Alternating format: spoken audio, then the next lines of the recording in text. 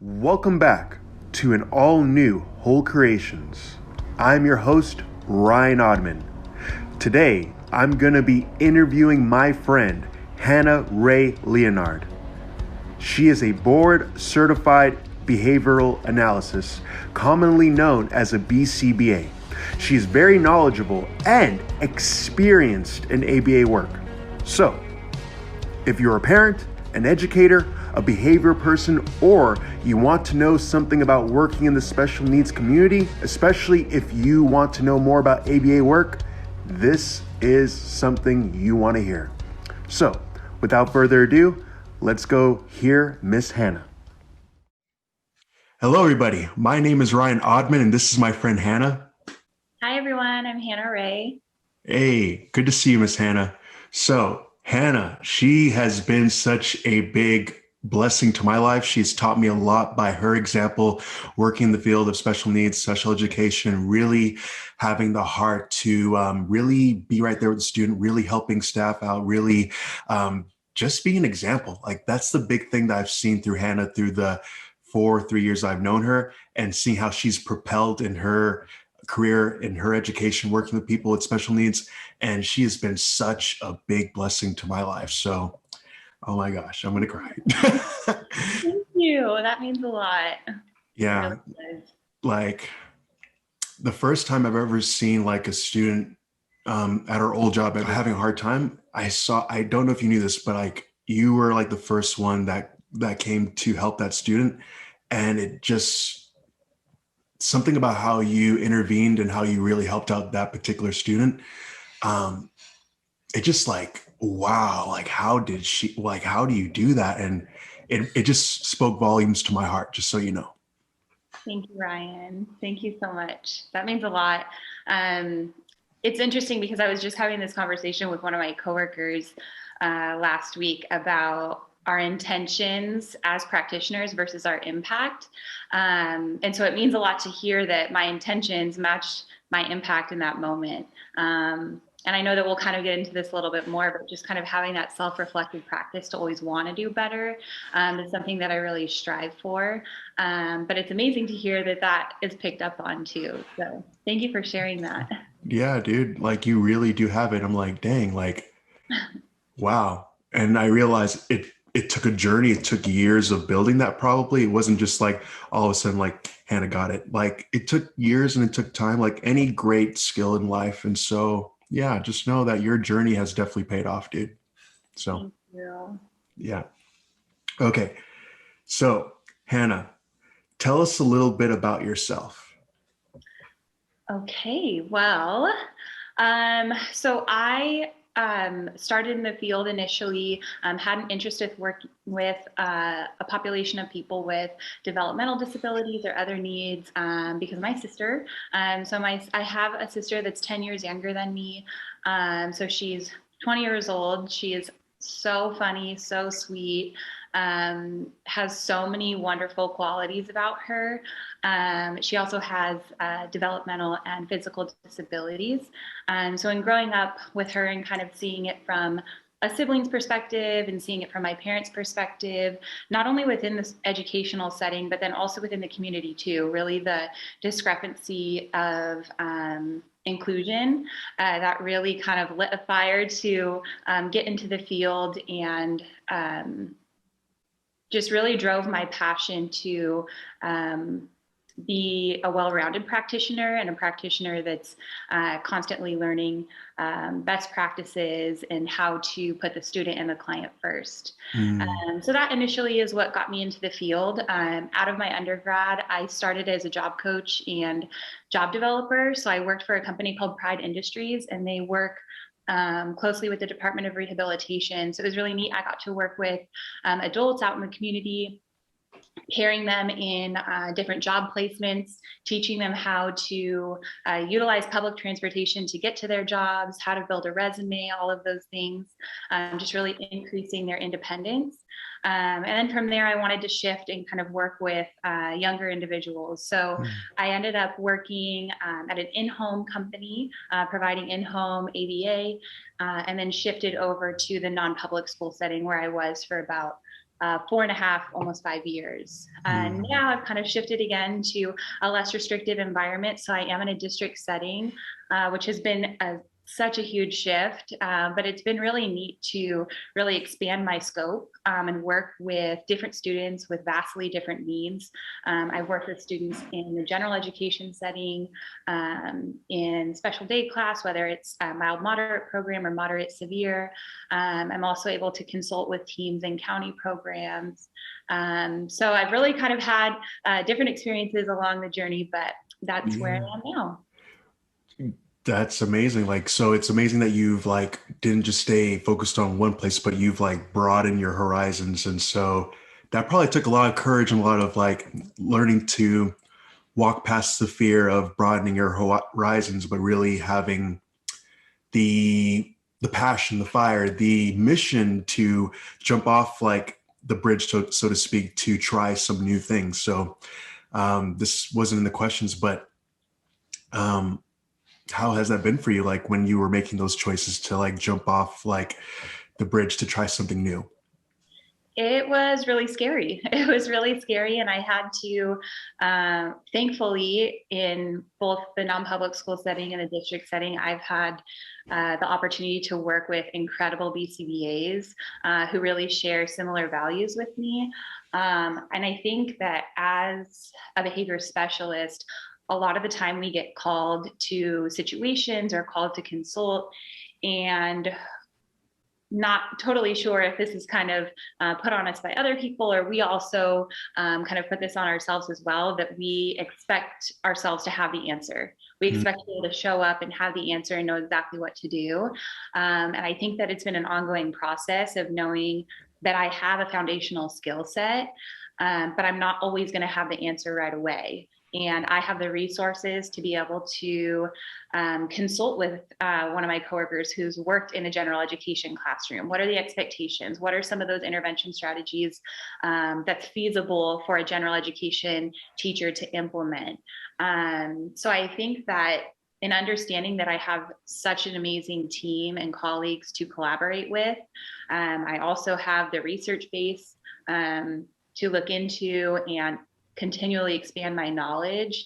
I have to take a step back and then remember those times too, where maybe I had a student that had needs that I hadn't addressed before. Knowing that that's out of my scope, using my resources to either have a mentor who has experience with that need or with a specific intervention has really been helpful. And it also helped ground me. So initially there was that fear there. But again, having those people, having the research base and that foundational skill set really helped build my confidence to go into new situations.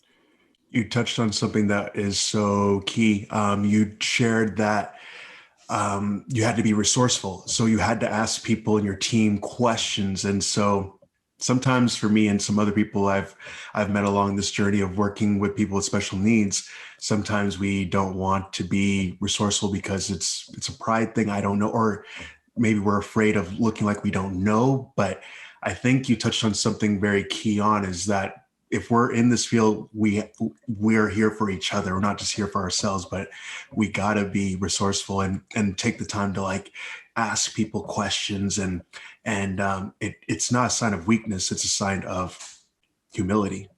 So Yeah, and I also think that as a field in general, we have the opportunity to collaborate with so many different service providers, occupational therapists, speech therapists, the teacher in the classroom, the instructional aides, who really do have the most information about that student and that individual. And even in the individual themselves, I think it's so important to see the work being done in the classroom, see the way the student is responding to interventions, seeing if it's effective or not. And really adapting your process along the way to make sure that the student and client is at the forefront of that process and all of their needs are being met, not just their behavioral needs. right. I like that a lot. So going to the next question now. Thanks for sharing all that. That was amazing. So when it comes to your students having challenging behaviors, how do you strategically intervene with your students having challenging behaviors? That is An amazing question, and a question that we get a lot. Something that I am trying to do is really be self-aware and reflective on kind of the vocabulary in the field, and shifting the way that we speak of quote unquote challenging behaviors to really focus on the student and their need. So if we look at the word challenging, it really is the other person's interpretation of the behavior. When in actuality, that student might be in crisis. That student is escalated. They might be having emotional responding or trying to connect with another individual. So I think that as we become a more inclusive community and society, it's so important to shift that, not only for others' interpretation of it, but to make sure that we're continually focused on the student, what their needs are, what they may be trying to communicate, and really shift our response to focus on them. So some of the vocabulary that I've been using is, if students are engaged in escalation or crisis, or again, that connection seeking behavior instead of kind of attention seeking. So when those situations do occur, first and foremost, I always consider the student safety and staff safety as well. I want that to be at the forefront of my decision making. Also their dignity. Sometimes in heightened or escalated situations, people's adrenaline, they're pumping. What's occurring is not ideally what they want to occur, but ensure that we're maintaining the student's dignity. We're not talking about the student in front of them. We're making sure that other people aren't looking at the student when they're engaged in that escalation. And then also that rapport piece, ensuring that my intervention practices never jeopardize my rapport with the student. So really shifting away from extinction procedures and looking at how we can do better. If you think about when you're emotional or having emotional responding, one of the most hurtful things that could happen is people ignoring you.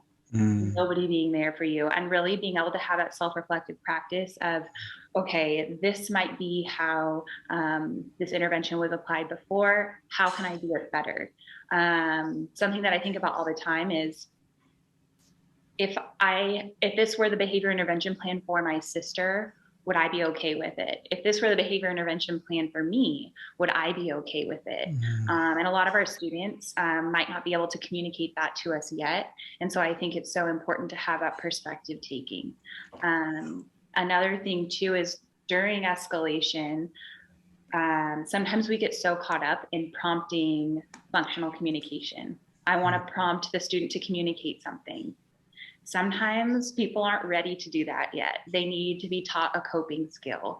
And coping skills for people look vastly different.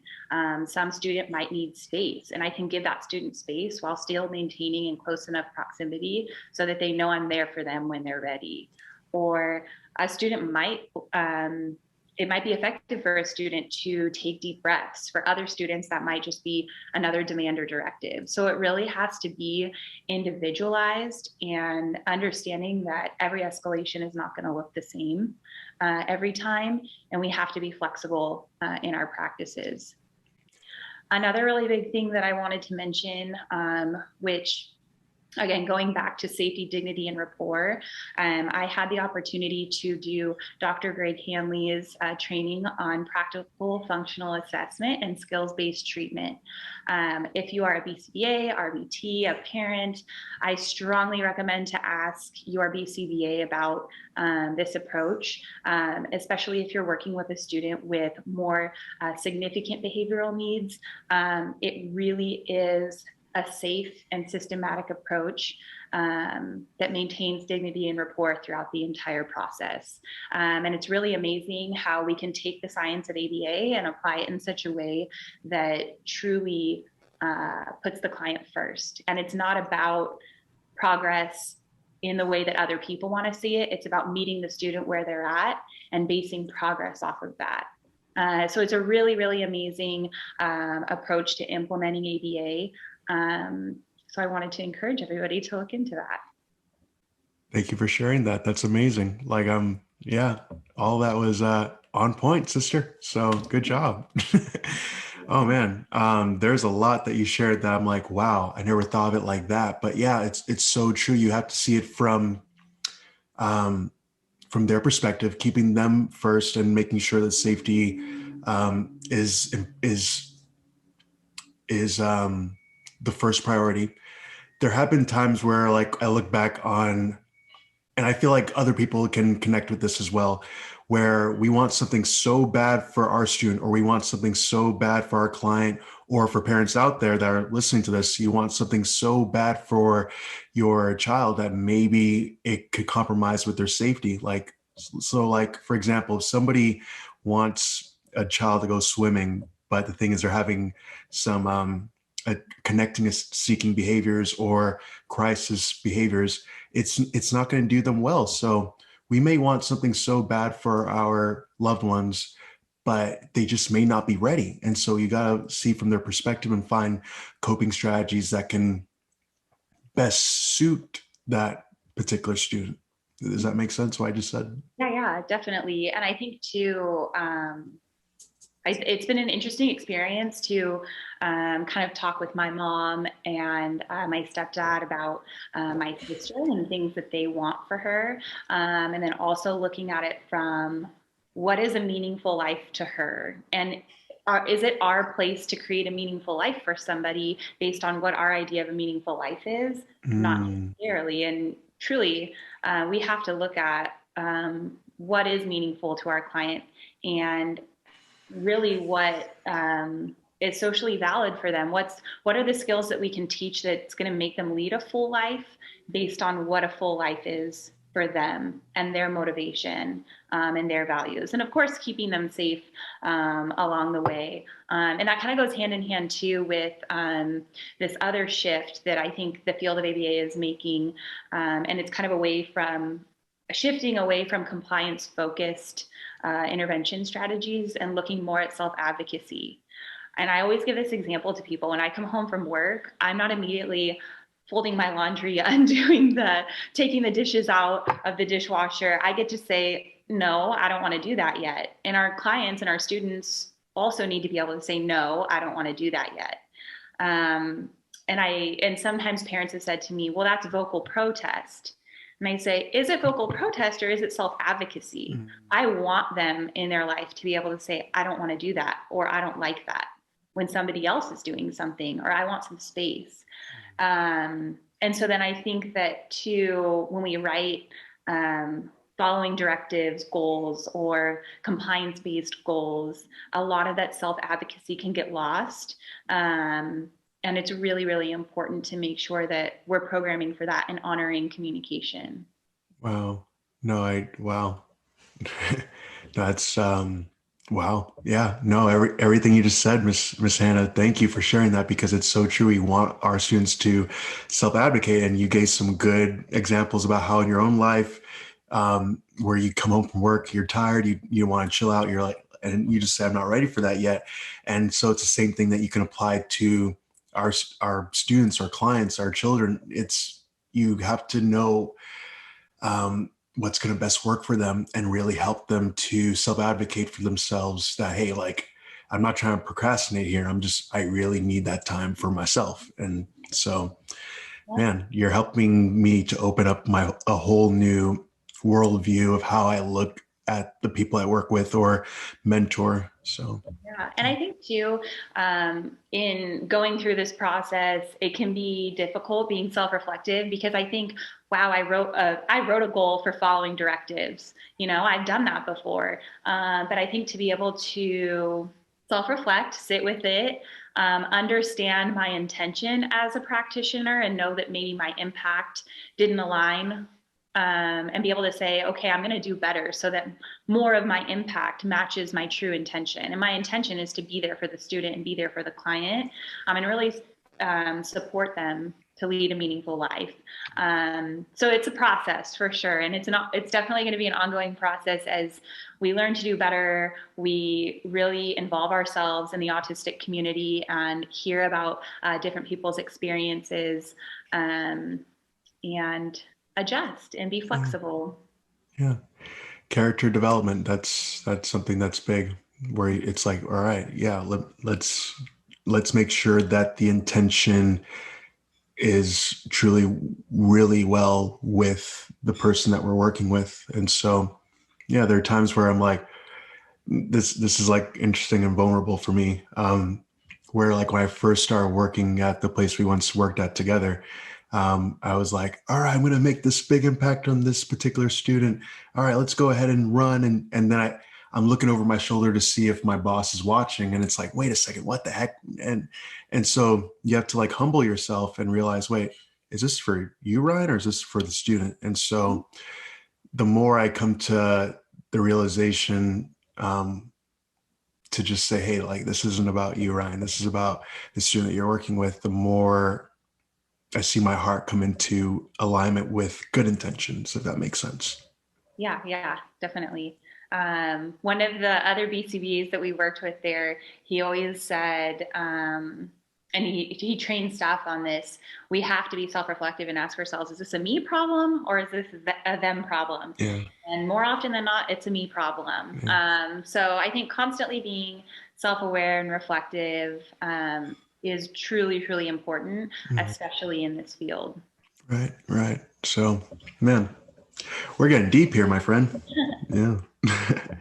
Okay.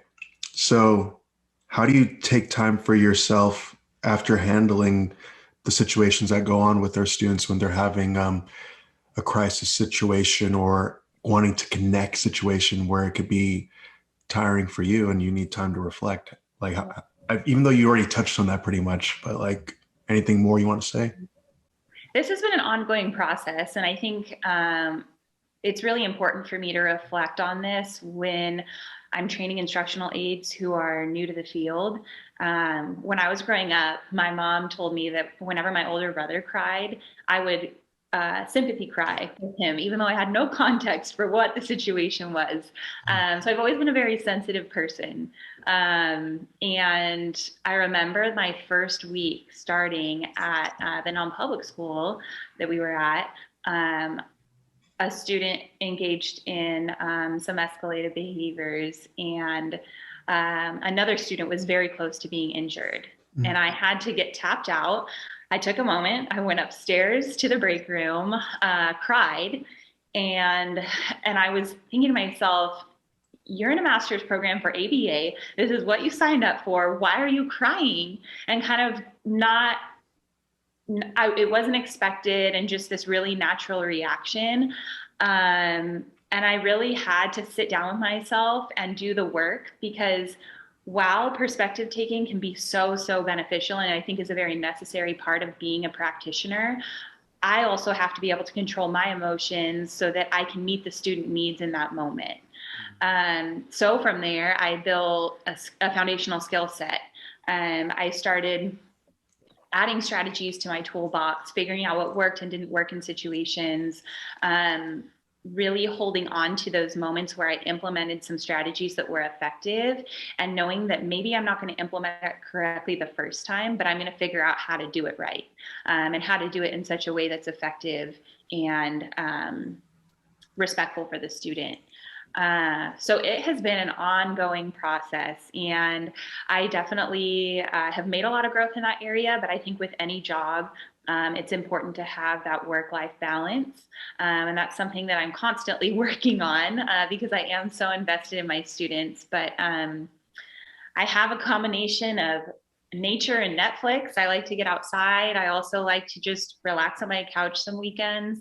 It really just depends on kind of what the week looked like. And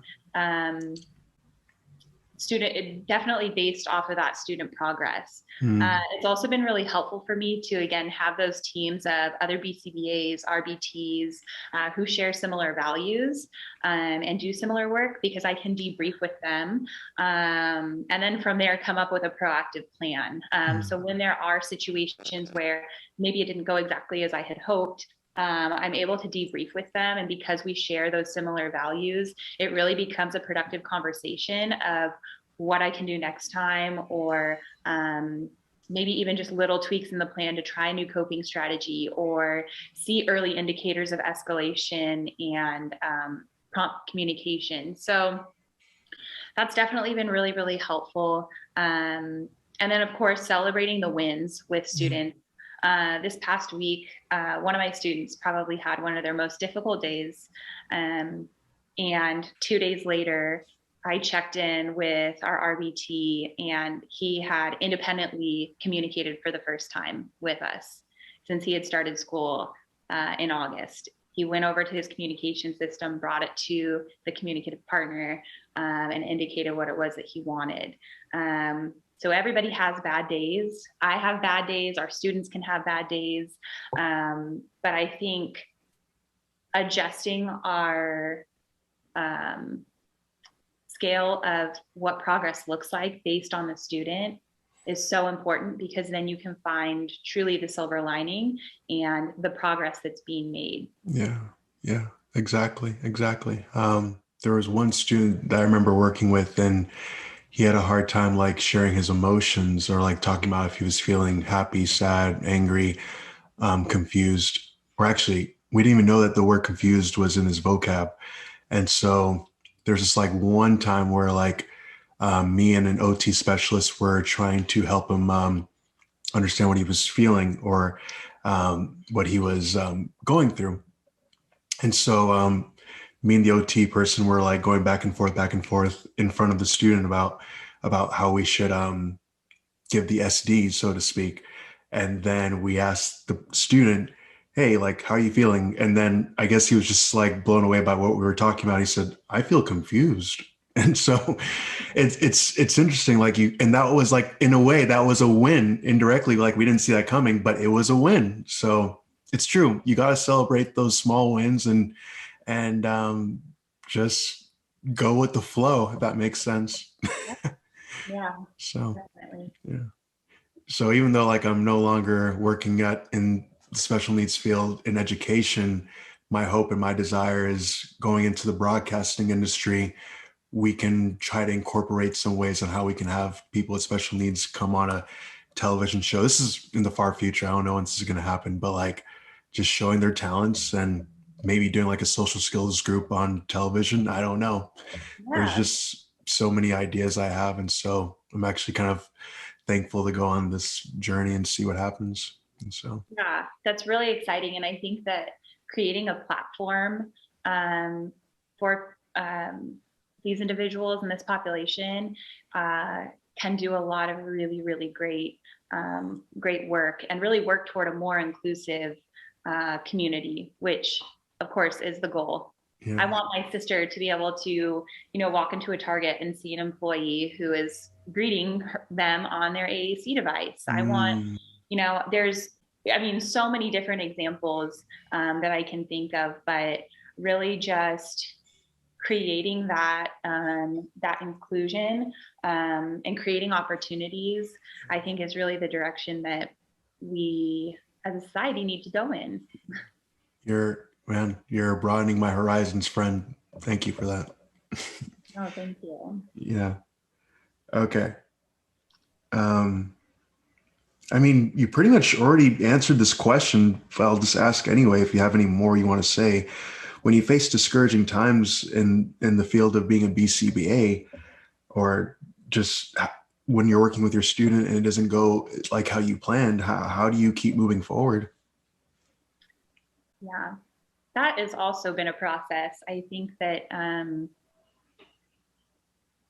I've had really amazing opportunities to work with students with a variety of needs and quite long learning histories. I know we had students start with us at maybe 20, 21 years old, and they have significant learning histories, whether it's a history of being restrained during those times of escalation or crisis, or specific behaviors being reinforced, things like that. Because of those students with those longer learning histories, shaping their behaviors to be more appropriate and meet those needs was a long process. Right. Thankfully, I've been able to see that progress made over quite a lengthy amount of time. And I think because of that, I have a significant faith and belief that with consistency and always showing up for the student, and understanding the significant responsibility and weight of what we do, even when there are difficult situations, I feel like we can keep going, because if plan A doesn't work, we'll try plan B. If plan B doesn't work, we'll try plan C. And then we'll go through the entire alphabet. And if that doesn't work, we'll go back to the drawing board. Yeah.